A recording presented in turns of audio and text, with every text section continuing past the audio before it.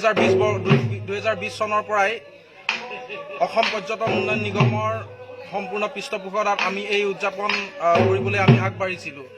কিন্তু দুখৰ বিষয় যে বিশ্বব্যাপী যি কৰোনাৰ সন্ত্ৰাস চলিছে, কৰোনা ভাইৰাছৰ সমস্যাৰ ফলত আমি ভাৰত চৰকাৰৰ যি লকডাউনৰ যি নিৰ্দেশনা, সেই নিৰ্দেশনাক সন্মান জনাই আমি এই বছৰ ৰাতি বিহু আনুষ্ঠানিকভাৱে উদযাপন কৰিব পৰা নাই। আৰু সেইবাবে আমি এই পৰম্পৰাক অটুট ৰখাৰ স্বাৰ্থত আমি কেৱল মাত্ৰ এই ৰাতি বিহুৰ যি পতাকা, সেই পতাকাক উত্তোলন আমি ইতিমধ্যে কৰিছোঁ।